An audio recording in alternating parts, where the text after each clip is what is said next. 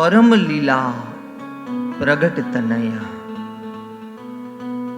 ગઈકાલે જ્યાંથી શ્રીમદ ભાગવતજીની સપ્તાહને અધૂરી મૂકી ત્યાંથી શરૂઆત કરું છું વાલા વૈષ્ણવો. જો કે આશીર્વાદ આપવા એ મારું સામર્થ્ય નથી, પણ શ્રી વલ્લભ પ્રભુને મારા હૃદયના અંદર પધરાવી, શ્રી મદન મોહનલાલજીને મારા હૃદયના અંદર પધરાવી આપ સર્વે વૈષ્ણવને વ્યાસપીઠના વક્તા તરીકે એક હૃદયપૂર્વકના આશીર્વાદ આપું છું કે કલિકાલમાં ક્યારે આપનો બગાડ ન થાય, પુષ્ટિના અંદર ક્યારે આપનો બગાડ ન થાય, અને આપના પ્રભુ સદાને માટે આપને લીલાનું દર્શન કરાવે. ભગવત સ્વરૂપ એવા શ્રી ઠાકોરજી આપના હૃદયારવિંદના અંદર પધારે એટલી વિનંતી કરતા શ્રીમદ ભાગવતજીને આગળ વધારું છું. શ્રી વલ્લભ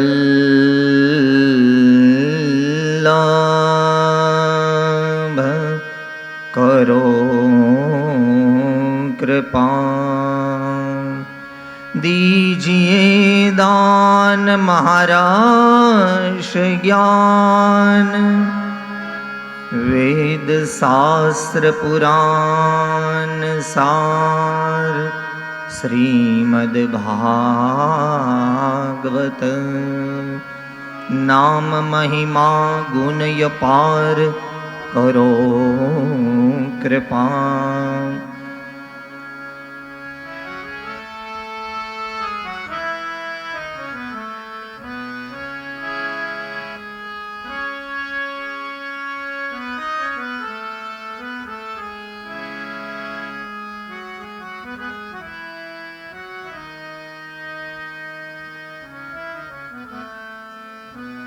સૌથી પહેલા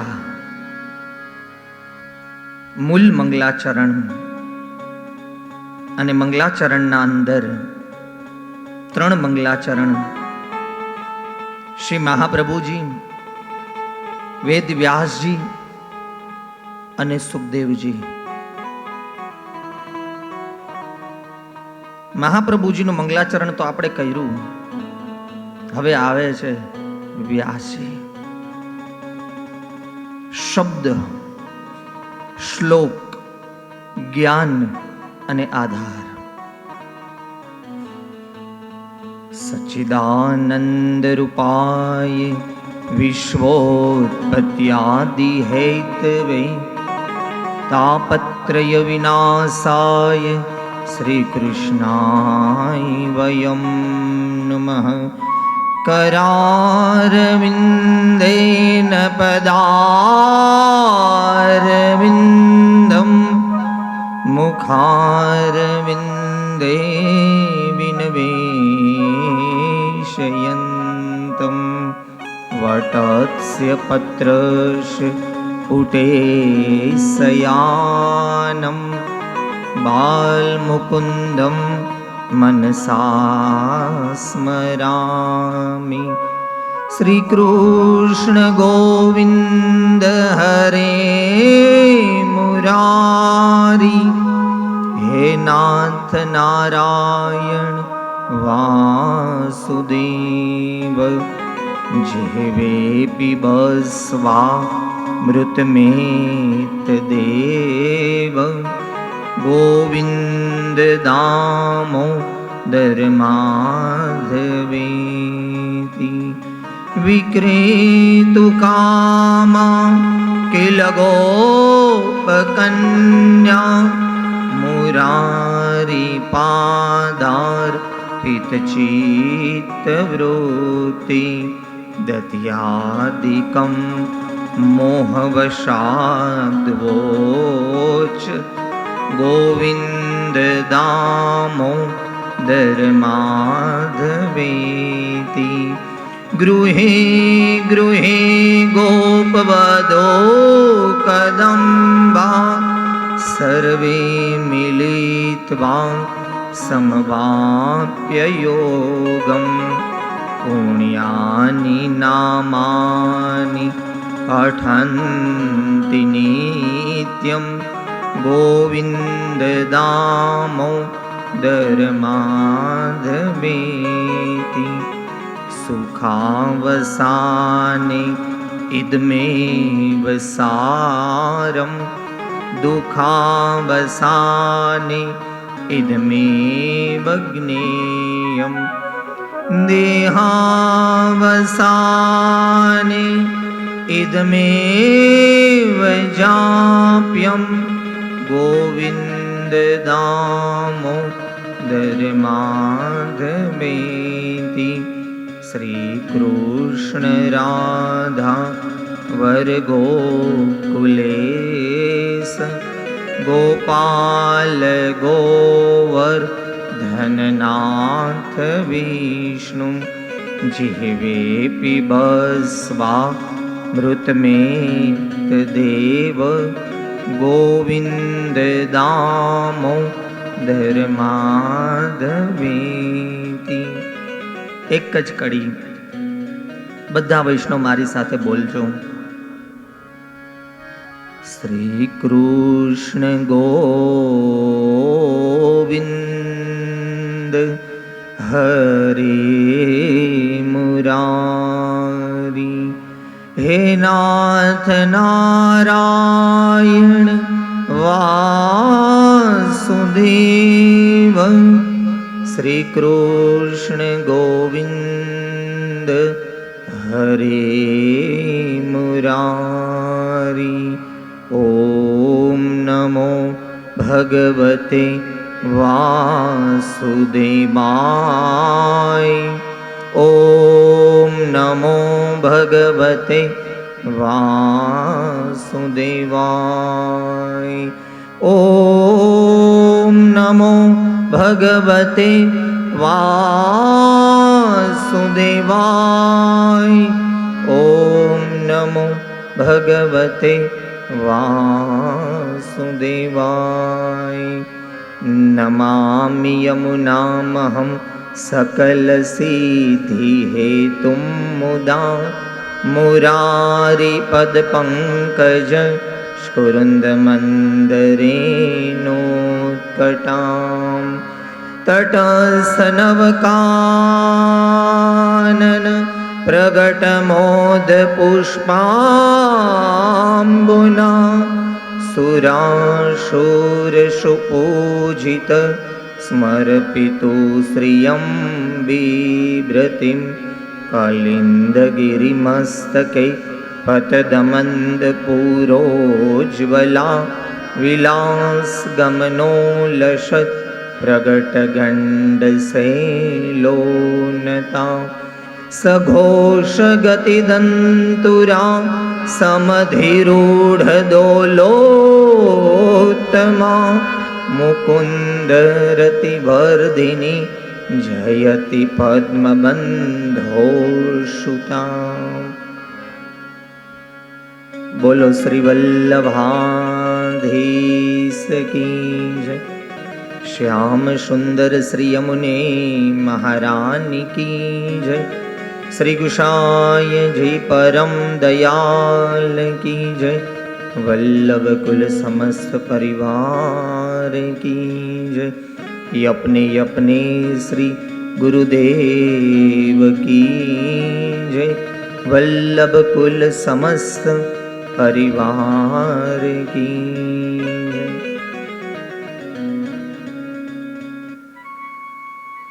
द्वितीय दिवस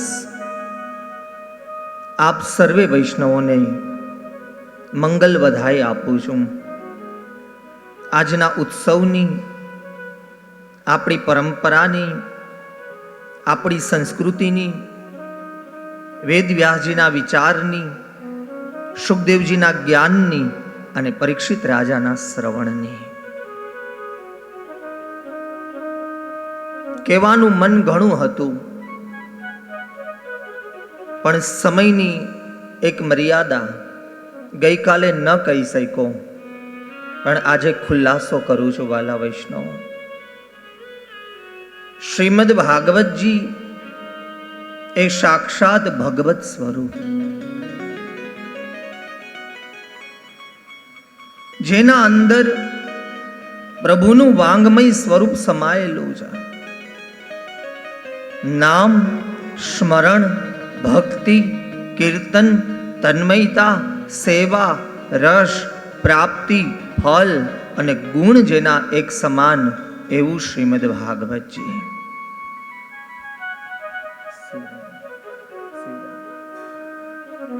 પરમ પુષ્ટિ, ચતુર અનુવાદ. મેં કીધું ને ગઈકાલે કે ભાગવતજીમાં 4 પ્રકારની ભૂમિ. પહેલી પ્રગટ ભૂમિ, જેને આપણે લીલાની ભૂમિ કહીએ છીએ. બીજી લીલા ભૂમિ, ત્રીજી તપોભૂમિ અને ચોથી એ નિર્વાણ ભૂમિ. જે જગ્યાએ પ્રભુનું પ્રાગટ્ય થયું, જે જગ્યાએ પ્રભુએ પ્રગટ લીલા બતાવી, એ ભૂમિ એટલે વ્રજ. વૈષ્ણવોને વ્રજ સાથે આટલો પ્રેમ કેમ, આટલી લાગણી કેમ? તો ત્યાં વેદવ્યાસજી આજ્ઞા કરે છે કે જે જગ્યાએ લીલાઓ થઈ છે અને એ લીલાના જે જીવો હતા, એ લીલાના જે ગોપીજન વલ્લભ હતા, એ જીવો, એ ગોપીજન વલ્લભ પોતાનું સ્થળ મૂકીને ક્યાંય ગયા નથી. કોઈ વૈષ્ણવને અનુભવ થાય છે કે ક્યારેક નંદ મહોત્સવનો અવાજ આવે, કોઈ વૈષ્ણવને સેવા કુંજ નિધિવનના અંદર વેણુનો નાદ સંભળાય, કોઈ વૈષ્ણવને યમુનાજીના કિનારે તરંગના દર્શન થાય. આ બધી લીલા ભૂમિ છે, આ બધી લીલા સ્થલી છે. 5000 વર્ષથી જે વૈષ્ણવને અનુભવ થયો, એ અનુભવની વાત એ શ્રીનાથજી, એ અનુભવની વાત શ્રી મહાપ્રભુજી, એ અનુભવની વાત શ્રી ગુસાઈજી, એ અનુભવની વાત સુખદેવજી ભાગવતજીમાં કરે છે. અને અનુભવ કરજો. આજનો દ્વિતીય દિવસ મંગલાચરણના અંદર મંગલ આચરણ કરી અને શ્રીમદ ભાગવતજીની જ્યારે શરૂઆત કરવા જઈ રહ્યા છીએ, ત્યારે એવો ભાવ રાખજો કે વ્રજ સુધી પહોંચાય તો પહોંચીએ, પણ જો વ્રજ સુધી ન પહોંચાય તો આજે વ્રજ એ આપણા અંદર છે, આજે વ્રજમાં આપણે છીએ, એવો ભાવ રાખજો.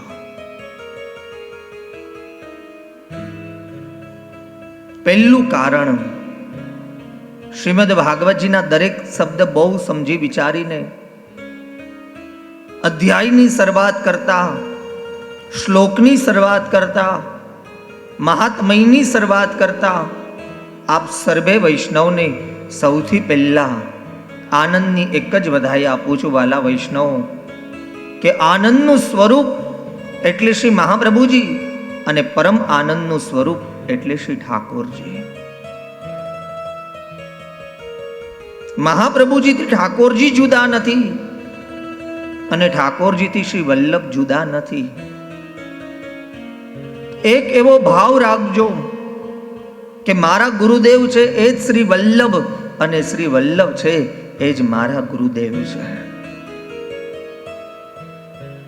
બીજો ભાવ, તપોભૂમિ.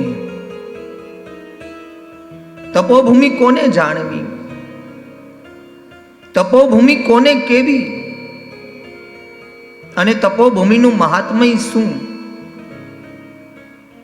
આપણા માટે સૌથી મોટી કોઈ તપોભૂમિ હોય તો હરિદાસ વર્ય ગિરિરાજની તરહટી છે. ગોપાલપુર નામનું ગામ, જતી નામના બાવા 300 વર્ષ સુધી તપ કરે અને ગામનું નામ બદલી અને જતીપુરા કરવામાં આવે. ત્રીજું, નિર્વાણ ભૂમિ કોને જાણવી? ભાલકા તીર્થ. મર્યાદાના પ્રસંગના અંદર, શાસ્ત્રના અંદર, અનેક લીલાઓના અંદર જે જગ્યાએ કોઈ મહાપુરુષનું, જે જગ્યાએ કોઈ પ્રભુનું, કોઈ જગ્યાએ કોઈ આચાર્યનું લીલાના અંદર પ્રસ્થાન થયું હોય, કોઈ ભગવત લીલાને પ્રાપ્ત થયા હોય, તો એને નિર્વાણ ભૂમિ કહેવામાં આવે છે. મર્યાદાના અંદર સમાધિ સ્થળ અને પુષ્ટિના અંદર નિર્વાણ ભૂમિ. પ્રભાસ પાટણના અંદર ઉદ્ધવજીનો પૂછેલો પ્રશ્ન અને ભાલકા તીર્થના અંદર દેવાયેલો જવાબ.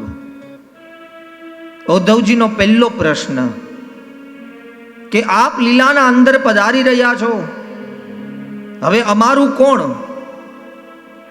આપ નિત્ય લીલાના અંદર પધારો છો, આપની લીલાઓનું દાન કોણ કરશે? ત્યારે શ્રી ઠાકોરજી આજ્ઞા કરી, ઉદ્ધવ, મારી તમામ લીલાઓ શ્રીમદ ભાગવતજીના 12 સ્કંદના અંદર પધરાવું છું અને 12 સ્કંદને મારા અંગ જાણજો. 335 અધ્યાય 80નો ભાવ જાણજો. 18,000 શ્લોક મારા શ્વેત કણ અને રક્ત કણ જાણજો. 5,76,000 શબ્દ, એક નાડીઓ, એક ગ્રંથિઓ જાણજો અને 2.5 કરોડ અક્ષરને મારા રૂવાડાઓ જાણજો. એટલા માટે શ્રી મહાપ્રભુજીએ સુબોધનીજીના અંદર આજ્ઞા કરી કે કોઈ શાસ્ત્રમાં તો એકાદા શ્લોકમાં ભગવાન બિરાજે છે, કોઈ પુરાણના અંદર, કોઈ અધ્યાયના અંદર ભગવાન બિરાજે છે, પણ ભાગવતજીમાં તો દરેક અક્ષરના અંદર ભગવત સ્વરૂપ બિરાજે છે. ભગવત ભાવનું દાન છે. અને આ સુબોધનીજી મહાપ્રભુજીએ ક્યાં કર્યા? સૌથી પહેલા સુબોધનીજી ક્યાં થયા? ખબર છે કોઈ વૈષ્ણવને? પ્રશ્ન નથી કરતો, પણ વિષયને ઠોસ કરું છું. કોઈ દિવસ ભૂલાશે ને મનમાં બેસશે. આપણું છે, આપણને ખબર હોવી જોઈએ. સુબોધનીજીની શરૂઆત ગોકુલમાંથી થઈ અને જે જગ્યાએ જેવી લીલાઓ પ્રભુએ કરી એ લીલા એ જગ્યાએ શ્રી મહાપ્રભુજીએ વર્ણન કરી. પહેલો લીલાત્મક ભાવ, પુષ્ટિ પુરુષોત્તમત્વ, અદય્ય દાન લીલા. મહાપ્રભુજીનું બીજું નામ છે અદય્ય દાન. ભગવાન શંકરને ન મળ્યું, જે બ્રહ્માજીને ન મળ્યું, હજારો વર્ષ સુધી એક પગે ઊભા રહી અને યમુનાજીના કિનારે તપ કરે, એવા દુર્વાસાને જે વસ્તુ પ્રાપ્ત ન થઈ એ વસ્તુ મારા ને તમારા ગોદમાં શ્રી મહાપ્રભુજીએ પધરાવી. અદય્ય દાન. મેં કીધું ને કે પહેલો દિવસ એ મહાત્મયનો, બીજો દિવસ સર્વોત્તમજી, ત્રીજો દિવસ યમનાષ્ટક, ચતુર્થ દિવસ ચતુર્શ્લોકી, પંચમ દિવસ ગિરિરાજ ધૈર્યાષ્ટકમ, છઠ્ઠો દિવસ નવરત્ન અને 7મો દિવસ એ જલભેદ. મહાપ્રભુજીના બેઠકજીના અંદર જાઓ તો એવો ભાવ રાખજો કે અહીંયા સાક્ષાત શ્રી મહાપ્રભુજી બિરાજે છે. જ્યારે શ્રી વલ્લભના કોઈ ગ્રંથનો પાઠ કરો ત્યારે એવો ભાવ રાખજો કે શ્રી મહાપ્રભુજી ગ્રંથના અંદર બિરાજે છે. એ જ રીતના ભાગવતજીનું વાચન અને ભાગવતજીનું શ્રવણ કરો ને ત્યારે એવો ભાવ રાખજો વૈષ્ણવો કે સાક્ષાત આ ભગવત સ્વરૂપ અમારી સામે બિરાજે છે.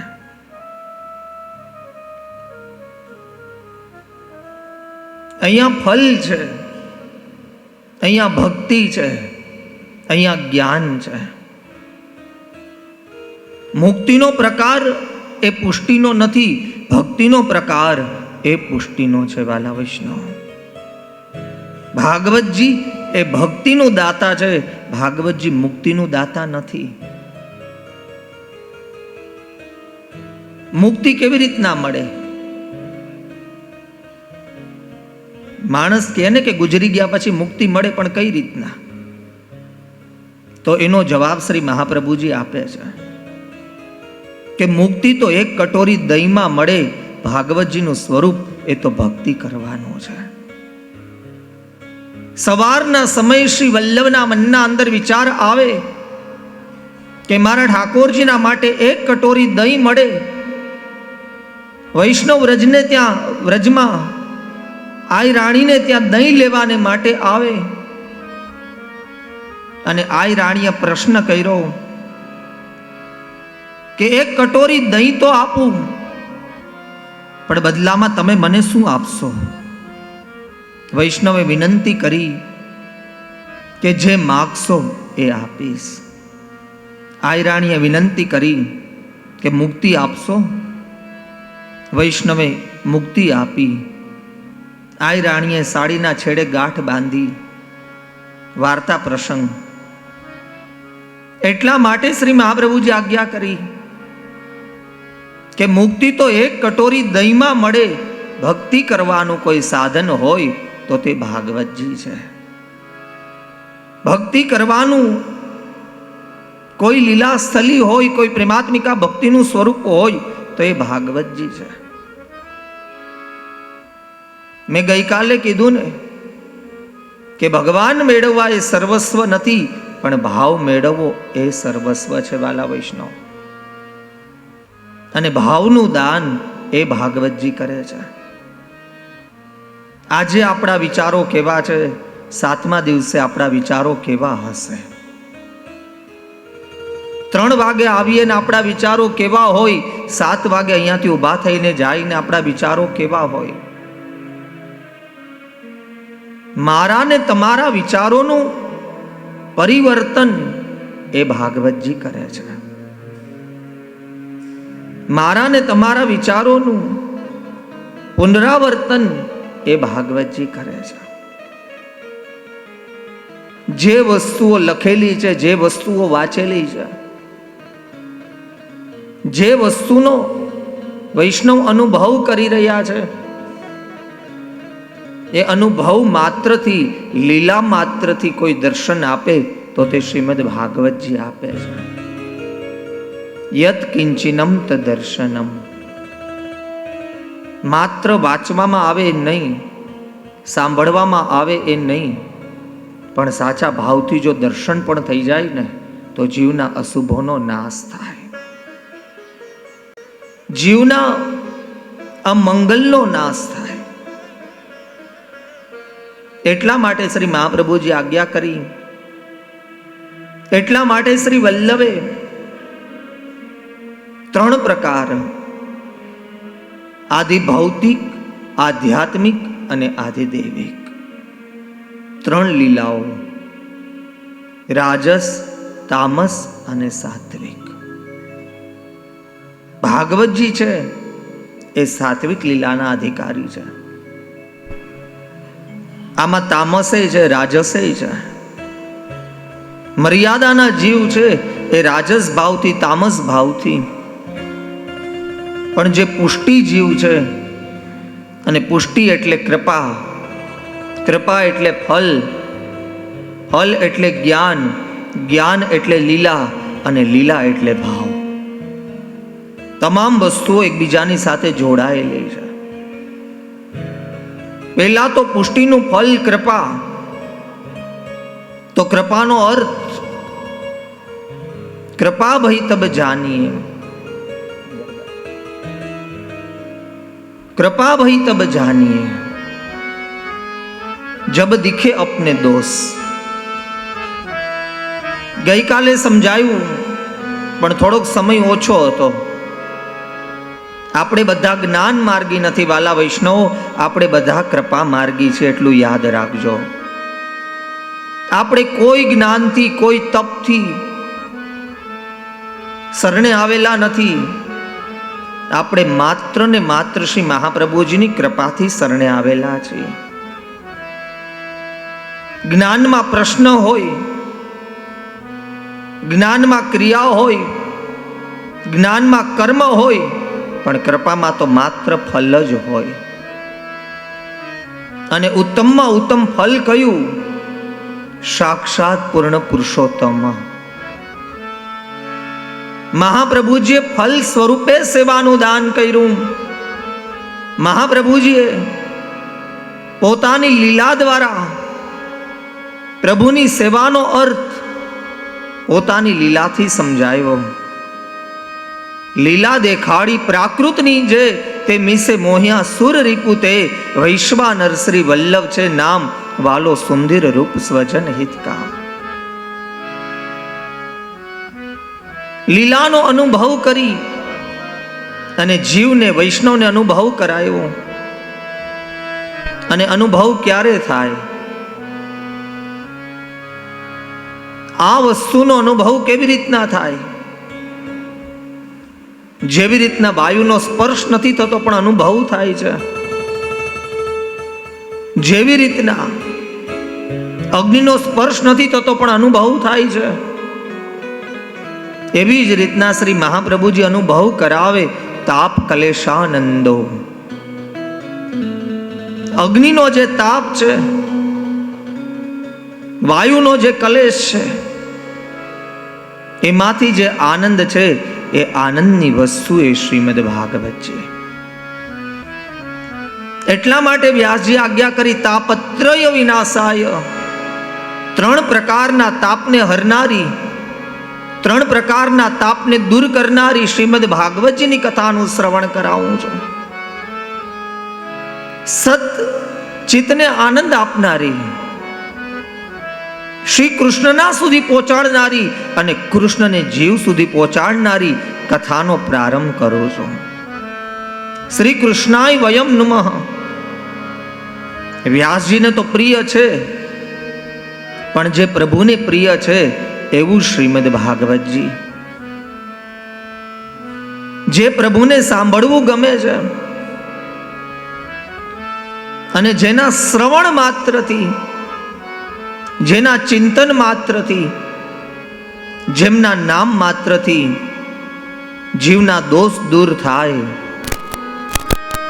જીવને સદાયને માટે આનંદનું દાન થાય, પરમ આનંદનું દાન થાય, એવી લીલાનું સ્વરૂપ એટલે શ્રીમદ ભાગવતજી. હવે આવે છે લીલા પુરુષોત્તમ. ભાગવતજીનો મુખ્ય આધાર ભગવત લીલાઓ. ભગવાન કેવા છે, ક્યાંથી આવે, કેવી રીતના પ્રગટ થાય, કેવી લીલાઓ કરે, કેવો જીવ હોય, કેવા જીવના વિચારો હોય તો પ્રભુ પ્રગટ થાય, એ તમામ લીલાઓનું દર્શન એ ભાગવતજી કરાવે છે. એ તમામ લીલાઓનો અનુભવ એ ભાગવતજી કરાવે છે. ક્યારેક અનુભવ કરજો, પ્રભુની સેવાના અંદર બેઠા હોય, સાક્ષાત પુષ્ટિ પુરુષોત્તમ સામે બિરાજતા હોય અને ભાગવતજીની કોઈ લીલાને યાદ કરજો, ભાગવતજીના કોઈ રહસ્યને યાદ કરજો, સાંભળેલા કોઈ પ્રસંગને યાદ કરજો, ત્યારે એવું લાગશે કે આપણા ઠાકોરજી આ પ્રસંગ આપણી સાથે કરી રહ્યા છે. ભાગવતજીમાં તો 24 અવતાર, 11 વર્ષ અને 52 દિવસની લીલા આપણા ઘરે આપણા ઠાકોરજી એક જ દિવસમાં કરે છે. વાલા વૈષ્ણવ યાદ રાખજો. સવારના સમય બાલકૃષ્ણ સ્વરૂપ હોય, ઘડી 4 વીતે એટલે નવનીત પ્રિયાજી, ત્યાર પછી સાક્ષાત શ્રીનાથજી, ત્યારબાદ મદન મોહનજી વેણુનો નાદ કરી ગૌચારણના અંદર વધારે, ત્યારબાદ ગોકુલ ચંદ્રમાજી, ત્યારબાદ મથુરેશજી, ત્યારબાદ ગોકુલનાથજી અને સૌથી છેલ્લે પ્રભુ પોતાનું સ્વરૂપ જીવના ઘરે લીલાના સ્વરૂપે લીલાત્મક ભાવે જીવને પોતાના સર્વસ્વનું દાન કરે છે. 11 વર્ષ અને 52 દિવસની લીલા આપણા ઘરે એક જ દિવસમાં થાય છે.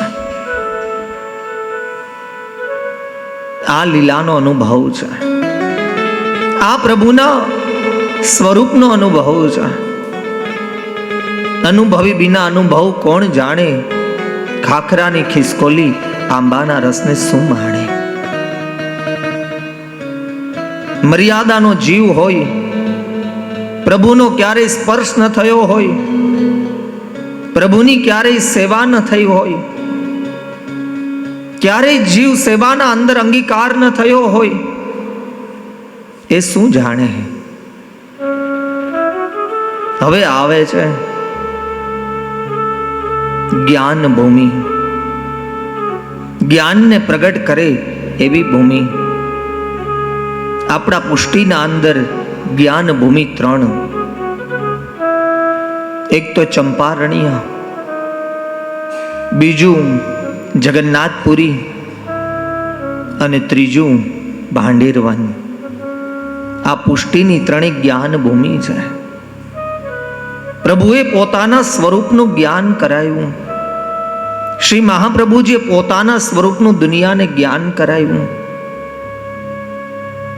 આપણે કોણ અને આપણું કોણ એનું જ્ઞાન કરાયું. ઘણા વૈષ્ણવ વિનંતી કરતા હોય ને કે અમને કાંઈ આવડતું નથી, અમારી પાસે કાંઈ જ નથી. પણ યાદ રાખજો વાલા વૈષ્ણવો, જેમાં કાંઈ નથી ને એમાં બધું છે, અને જ્યાં બધું છે ને ત્યાં કાંઈ નથી.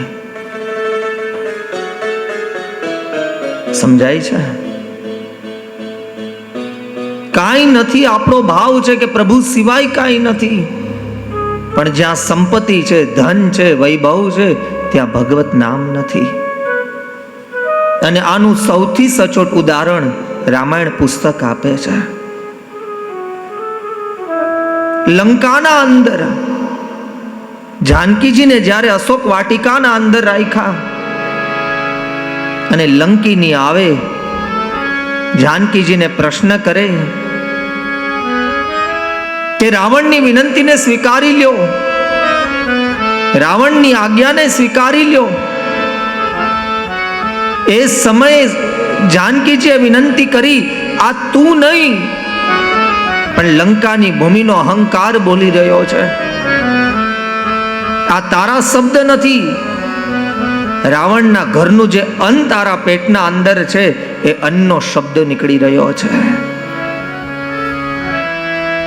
લંકીનીએ વિનંતી કરી કે મારો બગાડ થયો તો તમારો કેમ ન થયો? આપે અત્યારે લંકામાં જ છો ને.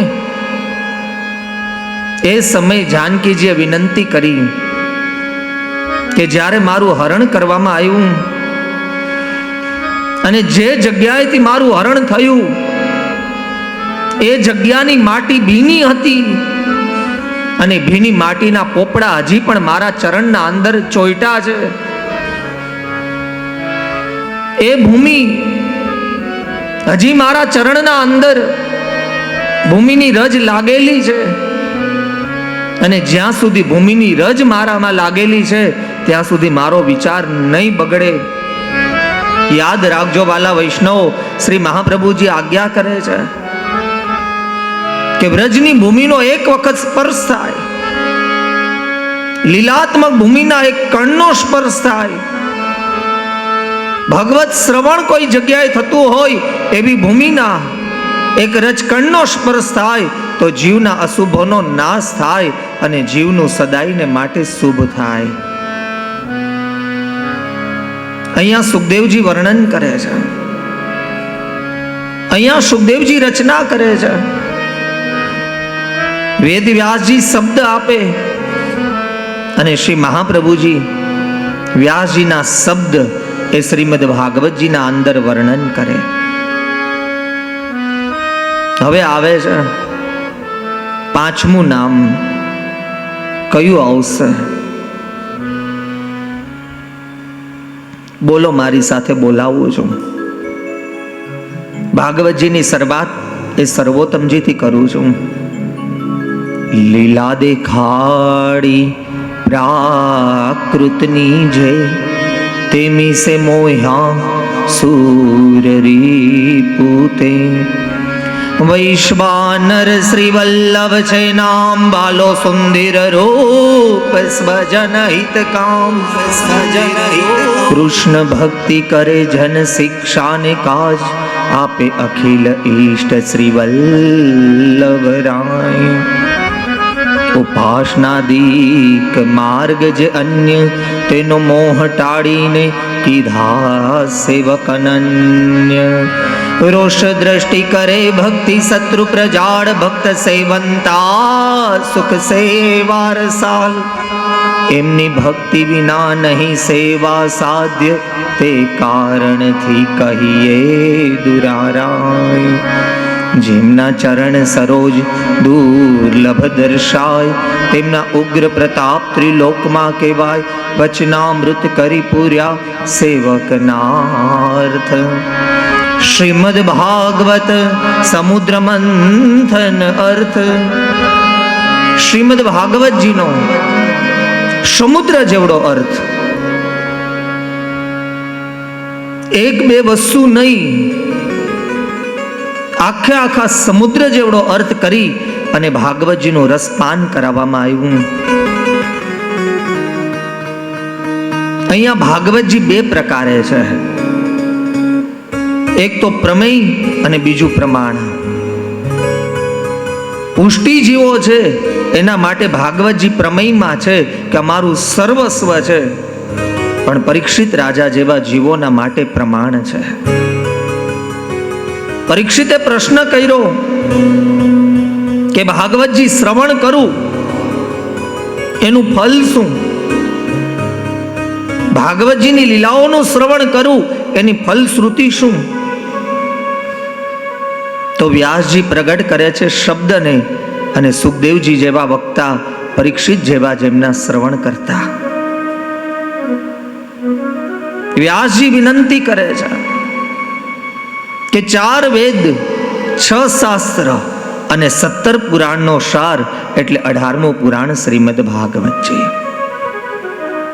નામ મહિમા ગુણ, જેમના ગુણ પણ અપરંપાર છે, જેમનો નામ અને જેમનો મહિમા. વ્યાસજી વર્ણન કરે કે કલિકાલના જીવોનો ઉદ્ધાર કરવાનું કોઈના સામર્થ્ય હોય, કલિકાલના જીવને અભય પદ દાન દેવાનું કોઈનામાં સામર્થ્ય હોય, તો એ સામર્થ્ય શ્રીમદ ભાગવતજીમાં છે. સર્વ સામર્થ્ય સહિત કૃષ્ણ એવં ગતિર મરમમ. એક અક્ષરના અંદર જ્યાં કૃષ્ણ બિરાજે છે, એક શ્લોકના અંદર કૃષ્ણની કૃપાઓ બિરાજે છે. એક અધ્યાયના અંદર જ્યાં એક લીલાઓ બિરાજે છે, એવું લીલાનું સ્થળ એ શ્રીમદ ભાગવતજી.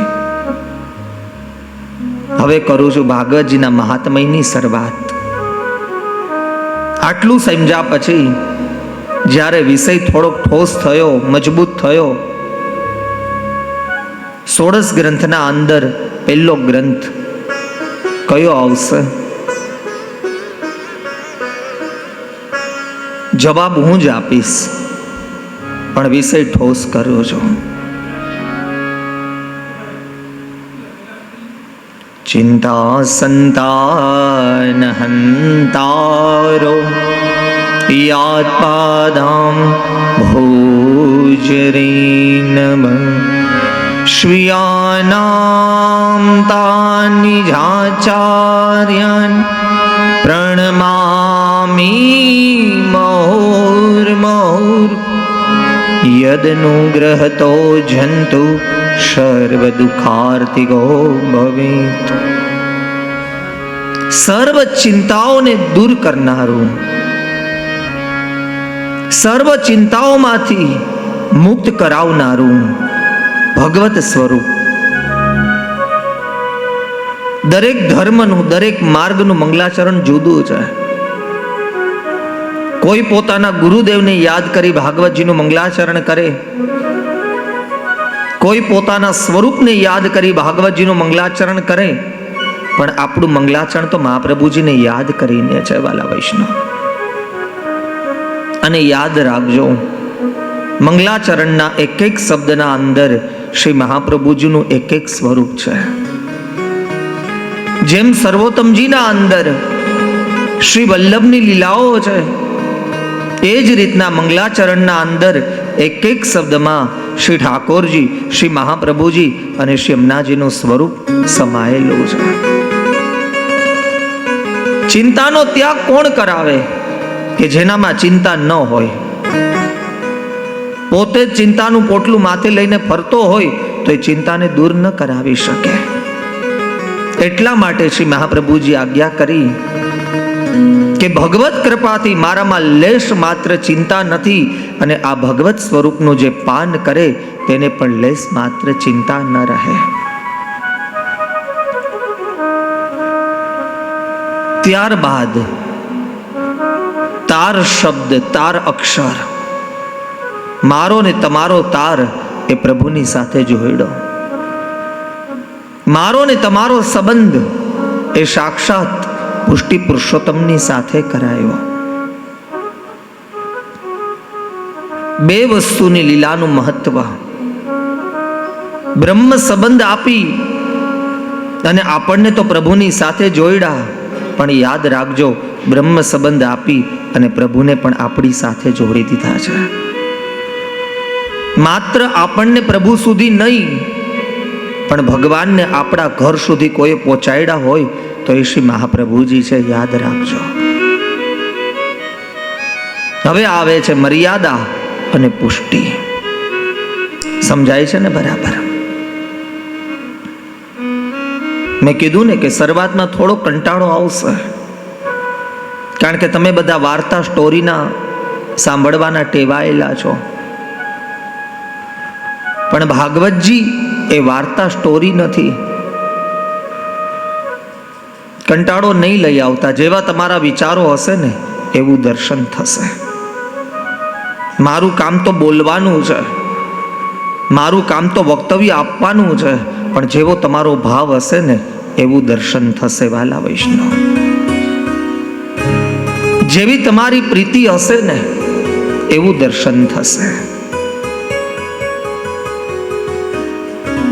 મર્યાદા અને પુષ્ટિ. તો મર્યાદા એટલે શું?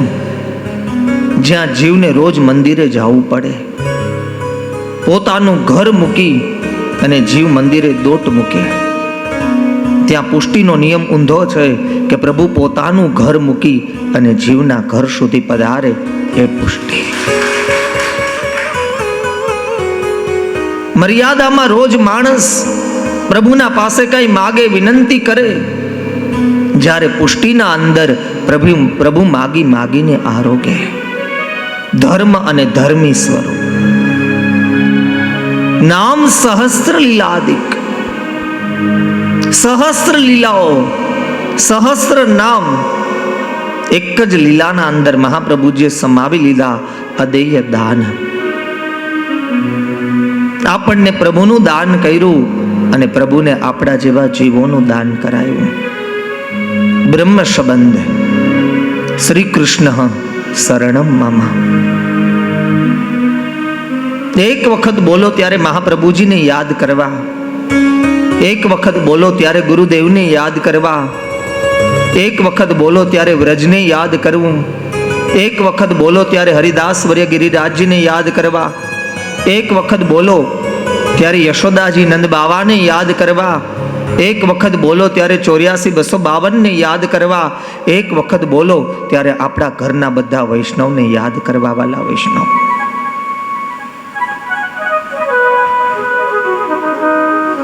સમજાવું છું ભાગવતજી દ્વારા. બહુ તમને સમજાય એવી રીતમાં, કોઈ અઘરી વસ્તુમાં પડવાની જરૂર નથી, બહુ અતિ વિચારવાની જરૂર નથી. પણ જેટલું તમે શ્રવણ કરી શકો છો, જેટલું તમે વિચારી શકો છો. બહારના વૈષ્ણવને બે હાથ જોડીને મસ્તક નમાવીને જય શ્રી કૃષ્ણ કરીએ છીએ. હવેલીએ જાય છે તો આપણે વૈષ્ણવને જય શ્રી કૃષ્ણ કરીએ છીએ. એક વાત સ્પષ્ટ યાદ રાખજો વાલા વૈષ્ણવ, કે આપણા ઘરના અંદર 5 વ્યક્તિ હોય, એમાંથી 4ને બ્રહ્મ સંબંધ હોય ને તો કલિકાલમાં ધન ભાગ્ય માનજો. આપણા ઘરના અંદર 2 કે 3 વ્યક્તિઓ હોય, એના ગળાના અંદર કંઠી હોય ને તો ધન ભાગ્ય માનજો. દુર્લભમાં દુર્લભ વસ્તુ 2 કલિકાલના અંદર, એક તો ભગવત સેવા અને બીજો ભગવત સત્સંગ. સેવાય દુર્લભ છે અને સત્સંગ દુર્લભ છે. જેટલી જ્યાંથી સત્સંગની પ્રાપ્તિ થાય, જેટલો મળે, કોઈનામાં અભાવ રાખ્યા વગર એક ભાવને રાખજો કે વૈષ્ણવને મહાપ્રભુજીએ મારા માટે મોકલો અને આ જીવ આવી મને સત્સંગનું પાન કરાવે છે. કોઈના પ્રકાર, કોઈની ક્રિયા ન જોતા સાક્ષાત શ્રી મહાપ્રભુજીના સ્વરૂપને યાદ કરજો. હવે આવે છે વાણીના પતિદેવ ઈસય અભિરામ, વાલે સહસ્ત્ર કૈયા પુરુષોત્તમ નામ. નિજ જનની આશ્રયનું છે ધામ. પોતાના જીવને, નિજ જનને, નિજ શબ્દ છે ની અને જ કહેતા જલાપ્ય અને ની કહેતા નિરાપ્ય. જે જીવ કાંઈ કરી શકતો નથી, જે કાંઈ કરવાને ટેવાયેલો નથી, એવા જીવને ભગવત સ્વરૂપનું દાન આપી અને કાંઈક કરતો કર્યો, કાંઈક પ્રભુની સન્મુખ આવતો કર્યો, કાંઈક લીલાનો અનુભવ કરતો કર્યો, કાંઈ વ્રજની મહત્વતા બતાવી, કાંઈ યશોદાજીના ઘરની મહત્વતા બતાવી, નંદબાવાના ઘરની મહત્વતા બતાવી અને પુષ્ટિ પુરુષોત્તમને પ્રભુના ઘર સુધી પહોંચતા કર્યા. આવા શ્રી વલ્લભ આપણા ઘર સુધી, આપણા જેવા જીવ સુધી પ્રભુને પહોંચાડવાનું કાર્ય. પહેલી વખત જ્યારે મહાપ્રભુજી આજ્ઞા કરી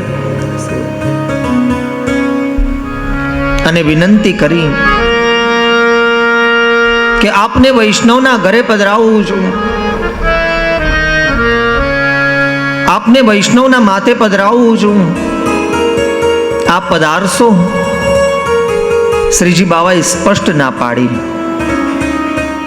કે હું મારું વ્રજ મૂકીને ક્યાંય નહીં જાઉં. એક ક્ષણના માટે મારા વ્રજનો ત્યાગ નહીં કરું. આ મારી પ્રાગટ્ય ભૂમિ છે, મારી લીલાસ્થલી છે. અને મહાપ્રભુજીને સ્પષ્ટ આજ્ઞા કરી કે આજે તો નહીં, પણ ક્યારેય વ્રજને મૂકીશ નહીં. ત્યારે શ્રી મહાપ્રભુજીએ વિનંતી કરી કે વ્રજના અંદર આપને વાલી હોય એવી વસ્તુ કઈ? શ્રીનાથજી બાવાએ આજ્ઞા કરી, શ્રી વલ્લભ, એક વસ્તુ હોય તો નામ લઉં, પણ વ્રજના કણે કણ, વ્રજના એક એક ઝાડ, એક એક પાન, યમુનાજીની દરેક બૂંદ મને પ્રિય છે.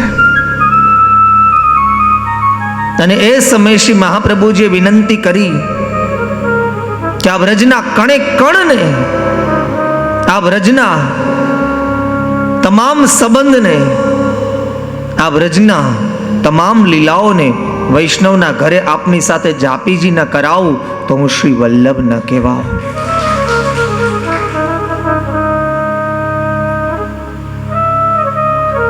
શ્રીનાથજી બાવાએ બીજી આજ્ઞા કરી કે વ્રજના અંદર હરિદાસ વર્ય ગિરિરાજજી છે, શ્રી યમુનાજી છે, નંદ યશોદાજીનું ઘર છે, મારીને આપની પ્રીતિ છે.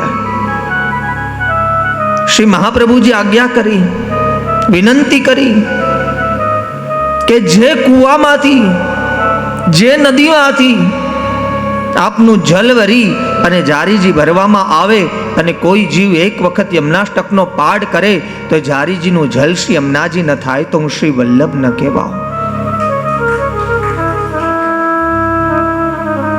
મહાપ્રભુજીએ ત્રીજી વિનંતી કરી કે જે વૈષ્ણવના ઘરે પધારો એ વૈષ્ણવનું ઘર તો વ્રજ કરું, પણ એ વૈષ્ણવના ઘરની સાવરણીનું સ્વરૂપ ન બદલું તો હું શ્રી વલ્લભ ન કહેવાઉં. એટલા માટે શબ્દ છે અદેય દાન. યાદ રાખજો વાલા વૈષ્ણવ, એક માત્ર જાપીજી નહીં પણ પ્રભુની સાથે આખે આખું વ્રજ આપણા ઘરે પધારે છે. વ્રજમાં તો ક્યારેક જઈએ છીએ, વ્રજમાં તો ભગવત કૃપા હોય અને પ્રભુ જ્યારે બોલાવે, વેણુનો નાદ કરે ત્યારે આપણા જેવા જીવો પહોંચી શકે. પણ દરરોજના માટે, દરેક ક્ષણના માટે આપણા ઘરને વ્રજ બનાવવાનું કોઈ કાર્ય કર્યું હોય તો તે શ્રી વલ્લભે કર્યું છે. હવે આવે છે 5 વ અને 2 દ. શ્રીમદ ભાગવતજી તૃતીય અધ્યાય 18મો શ્લોક અને 22મી લીટી. મૂલ સુબોધનીજીના અંદર 5 વ અને 2 દ. પહેલો વ વસુદેવ વસુતમ દેવમ. વસુદેવજીના ઘરે જે લાલનનું પ્રાગટ્ય થયું એવા કૃષ્ણને હું વંદન કરું છું. બીજો વ વ્રજ. વ્રજના અંદર જેમની લીલાઓ થઈ, અલૌકિક તત્વનું જેમણે દાન કર્યું એવા વ્રજ ઈશ્વરને હું વંદન કરું છું. ત્રીજો વ વલ્લભ. જેની કૃપાથી માણસ વૈષ્ણવ થયો એવા શ્રી મહાપ્રભુજીને વંદન કરું છું. ચોથો વ એ વૈષ્ણવ કે જેમના સંગથી હું વૈષ્ણવ થયો. અને 5મો વ એ વૈષ્ણવતા. વસુદેવ, વ્રજ, વલ્લભ, વૈષ્ણવ અને વૈષ્ણવતા. એના અંદર 2 દ. એક દયા અને બીજી દીનતા. મનુષ્ય ગમે એટલો સંપત્તિવાન હોય, ગમે એટલું ભણેલો હોય, ગમે એટલું જ્ઞાની હોય, પણ જેનામાં દયા નથી, જેનામાં દીનતા નથી, એ મનુષ્ય અધૂરો છે. એ માણસનું જ્ઞાન અધૂરું છે. અહીંયા દીનતાનો ભાવ. હવે આવે છે આપણો ત્રીજો ગ્રંથ, વિવેક, ધૈર્ય અને આશ્રય. ભાગવતજી પેલું વિવેકનું દાન કરે છે કે જ્ઞાની હોય એ સદાયને માટે વિવેકી હોય, અને ગમે એટલો જ્ઞાની હોય પણ એમાં વિવેક ન હોય તો એને અજ્ઞાની જાણવો.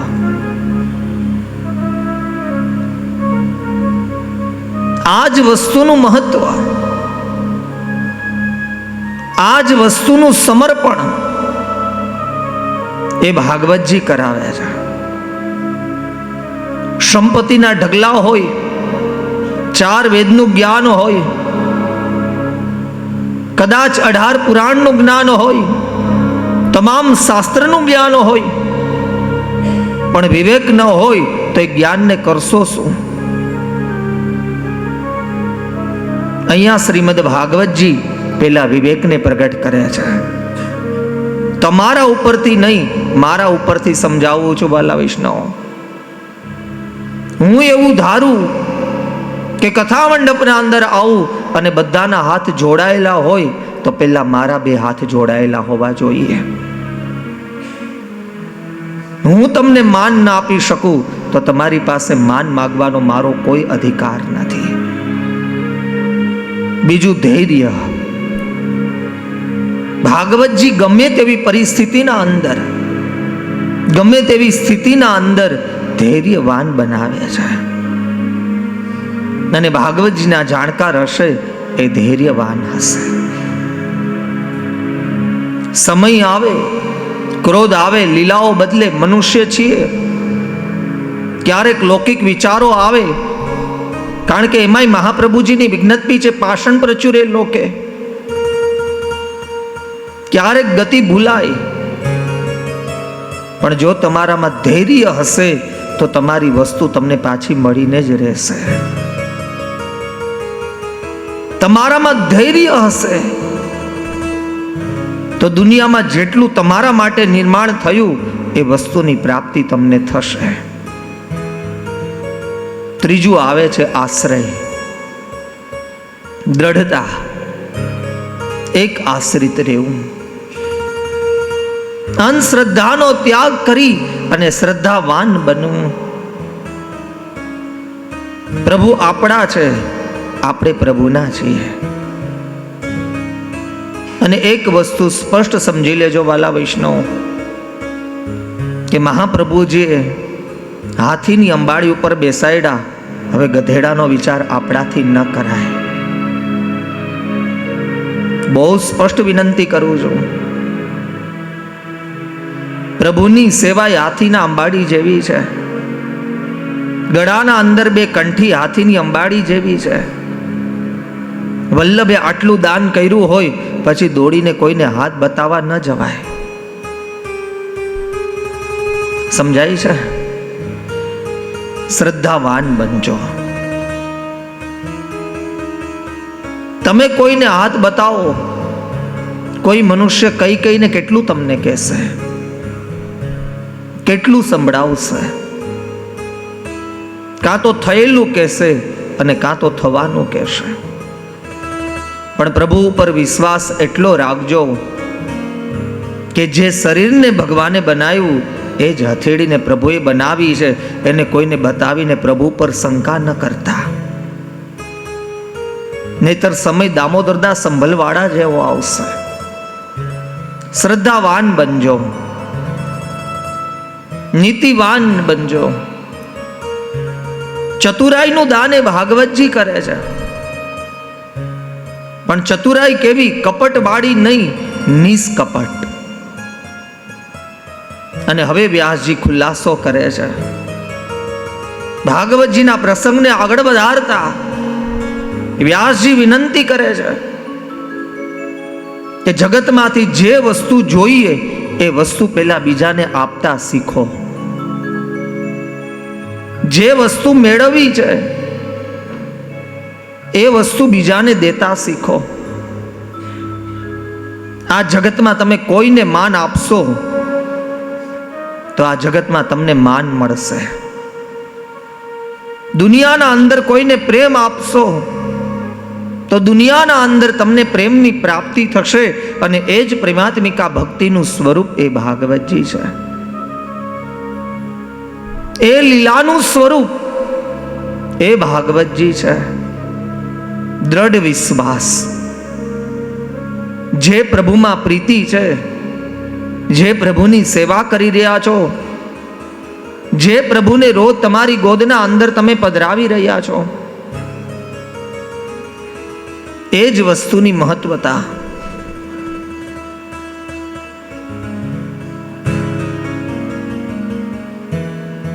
એક મિનિટનો વિરામ આપીને એક વિનંતી કરું. પાછળ થોડીક જગ્યા ઘટે છે. આ બાજુ જગ્યા છે તો આગળના વૈષ્ણવ ઊભા થઈને આ બાજુ આવી જાવ ને. નીચે બેઠેલા જે વૈષ્ણવ છે ઊભા થઈને આ બાજુ આવી જાવ એટલે પાછળ વ્યવસ્થા થઈ શકે.